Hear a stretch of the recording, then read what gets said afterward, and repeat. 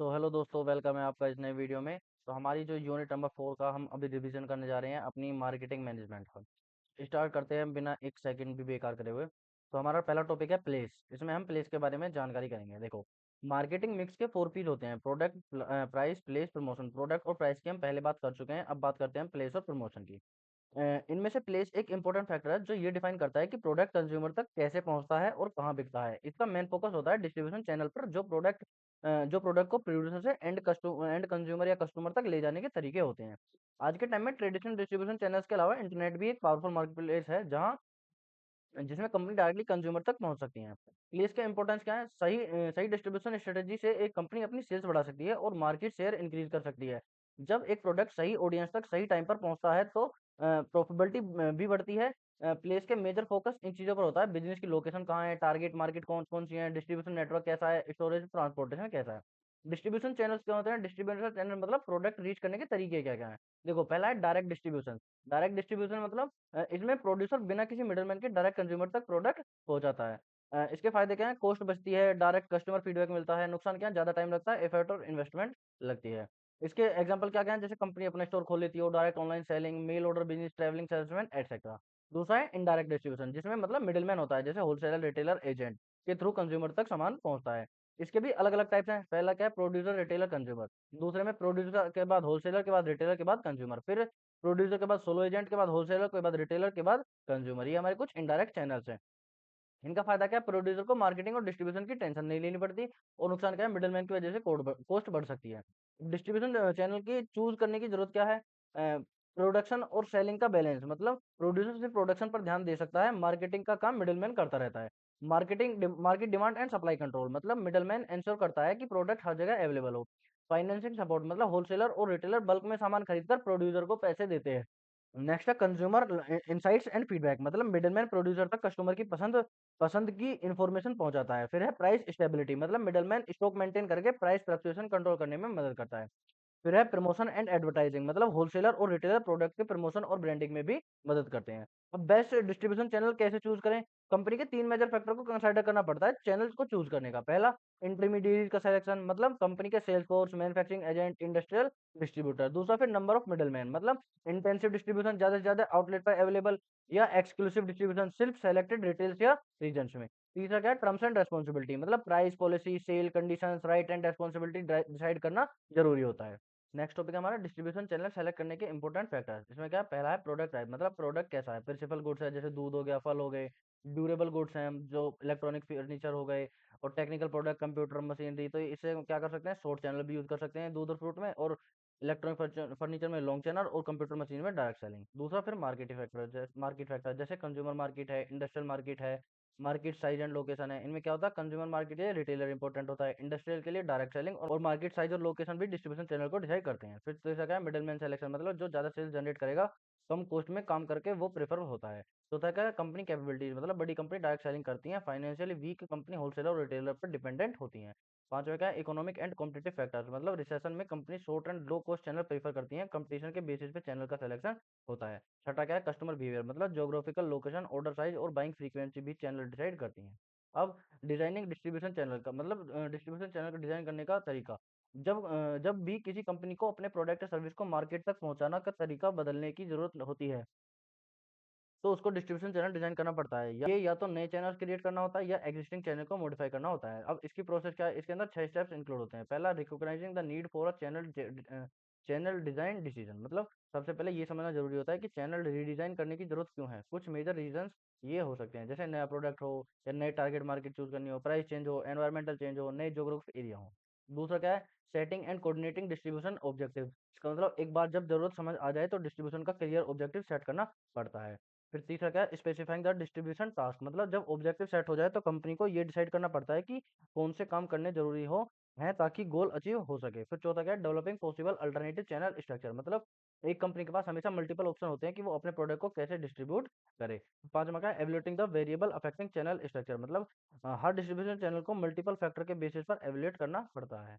और फिर छठा क्या है? Choosing the best channel structure, मतलब फाइनल स्टेप होता है कि बेस्ट चैनल सेलेक्ट करना जो सबसे इफेक्टिव और कॉस्ट इफिशिएंट हो। अब चैनल मैनेजमेंट डिसीजन क्या होता है?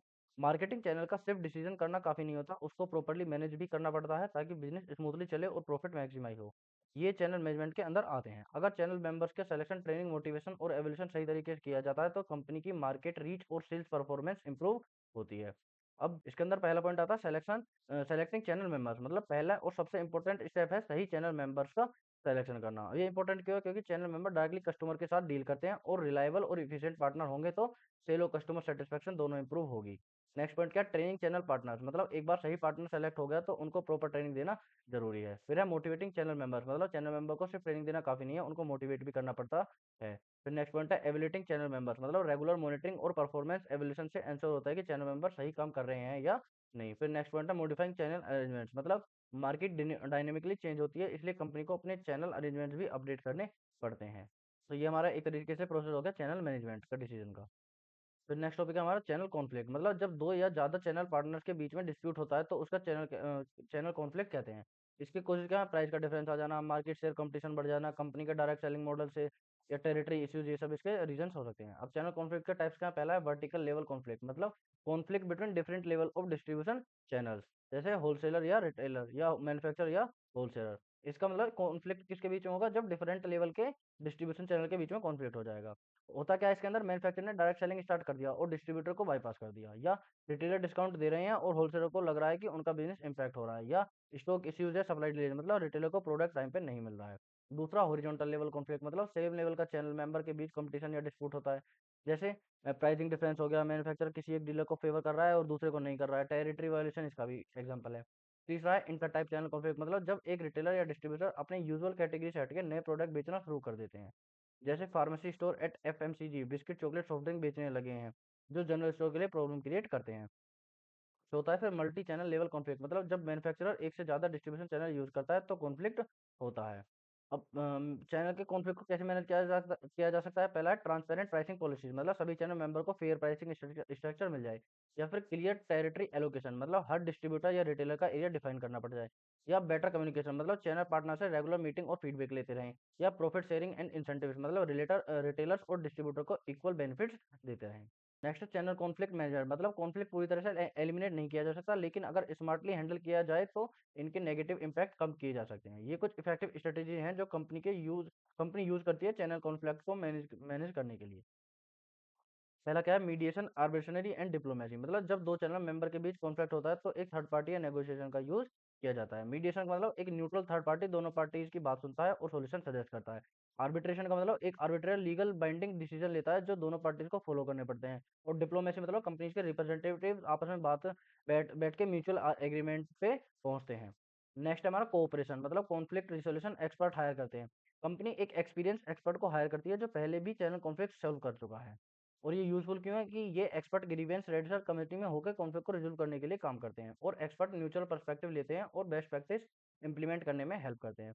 तीसरा क्या है? डीलर काउंसलर या ट्रेड एसोसिएशन, मतलब कंपनी अपने डीलर और डिस्ट्रीब्यूटर के लिए काउंसिल या एसोसिएशन बनाती है ताकि वो अपनी प्रॉब्लम शेयर कर सके। चौथा है सुपीरियर गोल्स, मतलब कॉमन ऑब्जेक्टिव सेट करना। कंपनी एक ऐसा गोल सेट करती है जो उसके सभी चैनल पार्टनर्स के ऑब्जेक्टिव के साथ अलाइन हो। नेक्स्ट पॉइंट हमारा रेगुलर कम्युनिकेशन, मतलब फ्रीक्वेंट मीटिंग और डिस्कशन से कॉन्फ्लिक्ट अवॉइड किए जा सकते हैं। नेक्स्ट पॉइंट हमारा लीगल एक्शन, मतलब अगर कॉन्फ्लिक्ट सीरियस हो जाए और बात नहीं बने तो लीगल एक्शन लेना पड़ता है। सातवां क्या है? अवॉइड फेवरेटिज्म, मतलब कंपनी को किसी एक डीलर, डिस्ट्रीब्यूटर या रिटेलर को अनफेयर एडवांटेज नहीं देना चाहिए। फिर है फेयर प्राइसिंग पॉलिसी, मतलब प्राइसिंग की वजह से कॉन्फ्लिक्ट काफी कॉमन होते हैं, इसलिए एक ट्रांसपेरेंट और फेयर प्राइसिंग स्ट्रेटेजी जरूरी है। नेक्स्ट टॉपिक है हमारा रिटेलिंग। रिटेलिंग वो प्रोसेस है जिसमें प्रोडक्ट या सर्विस डायरेक्टली कंज्यूमर को उनके पर्सनल या फैमिली यूज के लिए सेल की जाती हैं। ये मैन्युफैक्चरर और कंज्यूमर के बीच एक ब्रिज का काम करती हैं। आज की दुनिया में रिटेलिंग एक पावरफुल बिजनेस मॉडल बन चुका है, क्योंकि कंज्यूमर को variety of product easily available होती है, फ्रीडम ऑफ चॉइस मिलती है, high level customer service provide होती है।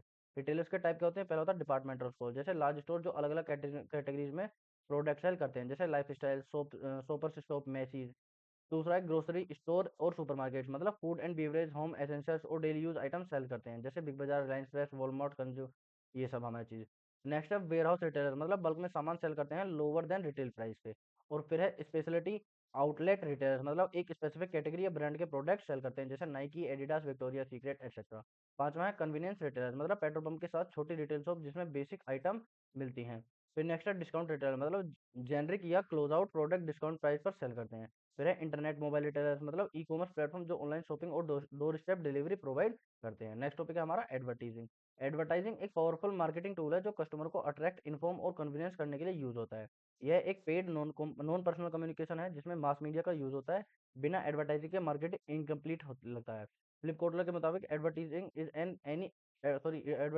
Any paid form of non personal presentation and promotion of good service or ideas by an identify sponsor. इसके objectives क्या है? इन बायर्स को इन्फॉर्म करना, कन्वीनियंस बायर को परसुएड करना और बायर्स को रिमाइंड कराना और कंपटीशन को फेस करना, सेल्स टारगेट को अचीव करना, इम्प्रूव या बिल्ड करना ब्रांड इमेज को, हेल्प करना या एजुकेट लोगों को बताना उसके बारे में, to build company image and reputation, assist sale force and middleman और अदर ऑब्जेक्टिव्स भी हो सकते हैं इसके, जैसे न्यू प्रोडक्ट को लॉन्च करना, मिसअंडरस्टैंडिंग को दूर करना, लॉन्ग टर्म कस्टमर रिलेशनशिप बनाना।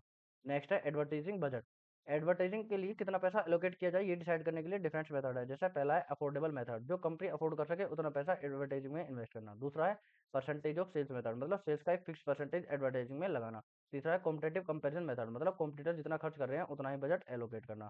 चौथा है ऑब्जेक्टिव एंड टास्क मेथड, मतलब पहले ऑब्जेक्टिव सेट करना फिर एडवर्टाइजिंग बजट डिसाइड करना।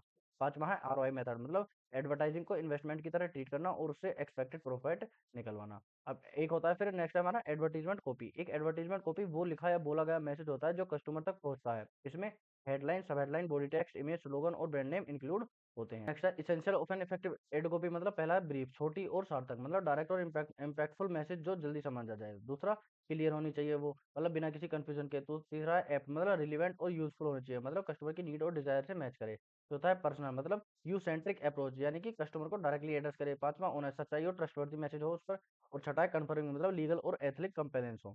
नेक्स्ट है हमारा एडा मॉडल इन मार्केटिंग। एडा मॉडल मतलब अटेंशन, इंटरेस्ट, डिजायर, एक्शन, एक मार्केटिंग फ्रेमवर्क है जो बताता है कि कस्टमर परचेज डिसीजन तक कैसे पहुंचता है। पहला अटेंशन, ध्यान खींचना, मतलब पहले कस्टमर का ध्यान अट्रैक्ट करना जरूरी है, जैसे एड्स या प्रमोशन के थ्रू। दूसरा है इंटरेस्ट, मतलब जब कस्टमर अवेयर हो जाए तो उसके इंटरेस्ट बढ़ाने के लिए एंगेजिंग कंटेंट देना जरूरी है। तीसरा है डिजायर, इच्छा जगाना, कस्टमर को प्रोडक्ट या सर्विस की जरूरत महसूस करवाना ताकि वो आई लाइक इट से आई वांट इट बोले। फिर चौथा है एक्शन, खरीदने का डिसीजन, मतलब लास्ट स्टेप में कस्टमर को मोटिवेट करना कि वो प्रोडक्ट या सर्विस परचेज करे। एडा मॉडल का क्रिटिसिज्म ये है कि ये मॉडर्न सेल और डिजिटल मार्केटिंग के कॉम्प्लेक्स नेचर को कवर नहीं करता, इसलिए कि नई मॉडल्स आए हैं, जैसे एड केस, मतलब action, interest, desire, confidence, action, satisfaction. फिर है रीन, रीच, एंगेज, एक्टिवेट, नर्चर। फिर है नेटेडाइज, मतलब need, attention, interest, trust, design, action, satisfaction, evolution. Public relations क्या होते हैं? पब्लिक रिलेशन का मतलब है एक ऑर्गेनाइजेशन का अपना स्टेक होल्डर जैसे customer, employ, investor, supplier etcetera के साथ अच्छे रिलेशंस बनाना और मेंटेन करना। इसका एम गुडविल और पॉजिटिव इमेज डेवलप करना होता है। पीआर के ऑब्जेक्टिव्स क्या होते हैं? प्रोडक्ट अवेयरनेस बिल्ड करना, इंटरेस्ट जनरेट कराना, इन्फॉर्मेशन प्रोवाइड करना, डिमांड स्टिमुलेट करना, ब्रांड रीइंफोर्समेंट। अब इसके टाइप्स क्या होते हैं? पहला होता है मीडिया रिलेशन, मतलब प्रेस और मीडिया के साथ अच्छे रिलेशन रखना। Investor relation, government relation, community relation, internal relation, customer relation, marketing communication. अब फंक्शन क्या है पब्लिक रिलेशन के? शेयर होल्डर, डीलर और कस्टमर के साथ कम्युनिकेशन मेंटेन करना। जनरल पब्लिक को ऑर्गेनाइजेशन की पॉलिसीज और कंट्रीब्यूशन के बारे में बताना। गवर्नमेंट और पॉलिटिकल लीडर्स के साथ रिलेशन डेवलप करना। नेक्स्ट है हमारा sales promotion. Sales promotion short term incentive होते हैं जो मिडलमैन, सेल्समैन और कंज्यूमर को दिए जाते हैं ताकि सेल्स बढ़ सकें। यह मार्केटिंग का एक इंपॉर्टेंट पार्ट है जिसमें कंपनीज करोड़ों खर्च करती है ताकि कंज्यूमर को अटेंशन अट्रैक्ट हो और परचेज इंटरेस्ट डेवलप हो। सेल प्रमोशन के ऑब्जेक्ट क्या है? नए प्रोडक्ट इंट्रोड्यूस करना, कस्टमर को सेटिस्फाई रखना, नए कस्टमर अट्रैक्ट करना, ओल्ड स्टॉक क्लियर करना, कस्टमर को नए प्रोडक्ट ट्राई करने के लिए एनकरेज करना, एग्जिस्टिंग कस्टमर से ज्यादा परचेज करवाना, कॉम्पिटेटिव पोजीशन स्ट्रॉन्ग करना, प्राइस कंपटीशन को ऑफसेट करना, स्लो मूविंग प्रोडक्ट की सेल्स फास्ट करना, कस्टमर को कॉम्पिटिटर ब्रांड से अपने ब्रांड की तरह स्विच करवाना, ऑफ सेल्स में सेल्स मेंटेन करना, मिडिलमैन को ज्यादा स्टॉक रखने के लिए इंस्पायर करना, सेल्समैन और मिडिलमैन को मोटिवेट करना ताकि वो ज्यादा मेहनत करे, एडवर्टाइजिंग और सेल्स एफर्ट का इफेक्टिवनेस बढ़ाना, कस्टमर की डिससेटिस्फेक्शन को कम करना। अब टाइप ऑफ सेल्स प्रमोशन क्या है? पहला है गूगल माई बिजनेस ऑफर, या फिर फ्री सैंपल, या buy one get one free, cashback promotion, lifestyle discount, flash sales and discount, voucher and coupon, free shopping and return, loyalty programme promotion, joint promotions, social media contest and giveaways, branded gifts and bundles, referral discounts. ये हमारे कुछ types हैं जिनके through हम अपनी जो sales promotion कर सकते हैं। नेक्स्ट हमारा प्रमोशन मिक्स। प्रमोशन मिक्स का मतलब है मार्केटिंग के अलग अलग तरीके जो एक कंपनी अपने सेल्स और ब्रांड अवेयरनेस बढ़ाने के लिए यूज करती है। हर मार्केट अलग होती है इसलिए मार्केटर्स को बेस्ट प्रमोशनल एलिमेंट्स का कॉम्बिनेशन ढूंढना पड़ता है। अब प्रमोशन और मिक्स के मेन एलिमेंट्स क्या है? एडवर्टाइजिंग हो गया, डायरेक्ट सेलिंग हो गया, सेल्स प्रमोशन, पब्लिक रिलेशन और personal selling. Selling sale promotion के मेथड्स क्या क्या है? Consumer level sales promotion, sales force level promotion और डीलर लेवल सेल्स प्रमोशन। पहला क्या है, कंज्यूमर लेवल सेल्स प्रमोशन, मतलब कस्टमर को अट्रैक्ट करने के लिए, जैसे free sample, gift, coupon, seasonal discount, loan facility, free trial, contest, home delivery etcetera. दूसरा क्या है, डीलर या चैनल लेवल सेल्स प्रमोशन, मतलब रिटेलर और होलसेलर को एनकरेज करने के लिए, मतलब bonuses, trade discount, free transportation, storage facility, special gift, advertising support etcetera. तीसरा है सेल्समैन लेवल सेल्स प्रमोशन, मतलब extra commission, bonus, free hold, appreciation award, sale contest, leave encashment etcetera. ये क्या होता है, सेल रिप्रेजेंटेटिव को मोटिवेट करने के लिए। अब देखते हैं पुश वर्सेस पुल स्ट्रेटजी। पुश स्ट्रेटजी क्या होता है, यहाँ कंपनी अपने प्रोडक्ट एक्टिवली प्रमोट करती है ताकि वो कंज्यूमर तक डायरेक्टली पहुंच सके। इसके मेथड क्या है, direct selling, trade show, POS display, packet decision etcetera. Pull strategy क्या है, यहाँ फोकस कस्टमर को खुद अट्रैक्ट करने पर होता है ताकि वो प्रोडक्ट की तरफ आए। मेथड क्या है, advertising, word of mouth, social media, sales promotion, email marketing. Next देखते हैं पर्सनल सेलिंग क्या होता है। पर्सनल सेलिंग एक सेल्स टेक्निक है जिसमें एक सेल्स पर्सन बायर को directly face to face convince करता है प्रोडक्ट या सर्विस लेने के लिए। ये एक इफेक्टिवली लेकिन कॉस्टली प्रमोशन मेथड है क्योंकि यहाँ एक पर्सनलाइज्ड अप्रोच फॉलो करती है। इसके फीचर क्या है, face to face communication, two way communication, persuasive but not forcefully, immediate feedback और पर्सनल रिलेशनशिप। इसके फंक्शन क्या है, प्रोडक्ट को डेमोन्स्ट्रेट और बायर को उसकी फीचर और बेनिफिट्स एक्सप्लेन करना। दूसरा क्या है, बायर को प्रोडक्ट की क्वालिटी, यूज और प्राइस का प्रॉपर एक्सप्लेनेशन देना। तीसरा क्या है, बायर की ऑब्जेक्शंस हैंडल करना और डाउट क्लियर करना। फिर चौथा है, कस्टमर फीडबैक कलेक्ट करना और मैन्युफैक्चर तक पहुंचाना। पांचवा है, सेल होने के बाद भी फॉलो अप करना ताकि कस्टमर सेटिस्फाइड रहे। पर्सनल सेलिंग की प्रोसेस क्या है, prospecting and evaluating first step, मतलब पोटेंशियल बायर का आइडेंटिफिकेशन। फिर है प्रीपेयरिंग, मतलब बायर या कंपनी के बारे में रिसर्च करना। फिर है अप्रोच एंड प्रेजेंटेशन, मतलब प्रोडक्ट का इंट्रोडक्शन और एक्सप्लेनेशन देना। चौथा है ओवरकम ऑब्जेक्शन, मतलब बायर के कंसर्न को एड्रेस करना। पांचवा है क्लोजिंग द सेल, मतलब बायर को फाइनल डिसीजन लेने के लिए परसुएड करना। छठा है फॉलो अप, मतलब सेल के बाद सर्विस देना और कस्टमर सेटिस्फेक्शन एंश्योर कर देना। नेक्स्ट टॉपिक है हमारा डायरेक्ट मार्केटिंग। इसकी डेफिनेशन क्या है, मतलब इसका मतलब क्या है, डायरेक्ट मार्केटिंग एक सेल्स अप्रोच है जिसमें कंपनी बिना किसी मिडलमैन के डायरेक्ट कस्टमर तक अपनी मार्केटिंग मैसेज पहुंचाती है। ये टेलीफोन, मेल, इंटरनेट या पोस्टल मेल जैसे मेथड से होता है। इसके फीचर क्या, कोई मिडलमैन नहीं होता, कस्टमर ओरिएंटेड होता है। इसके बहुत सारे फॉर्म्स होते हैं जैसे telemarketing, mail marketing, social media marketing etcetera. Direct distribution channel होता है, डायरेक्ट कॉन्टैक्ट होता है। फंक्शन क्या है, डायरेक्ट ऑर्डर जनरेट करना, लीड कलेक्ट करना, स्टोर ट्रैफिक इंक्रीज करना, कंज्यूमर डाटाबेस मेंटेन करना। बेनिफिट क्या है, फोकस अप्रोच रहती है, लेस वेस्टेज होता है, हाई फ्रीक्वेंसी रहती है, इमीडिएट और फ्लेक्सिबल होता है, इजी परफॉर्मेंस मेजरमेंट होता है। टाइप ऑफ डायरेक्ट मार्केटिंग क्या है, internet marketing, content marketing, social media marketing, display ads, mail marketing, SMS marketing, experimental marketing, direct mail, print ads, category marketing etcetera. ये हमारी unit 4 भी complete होती है।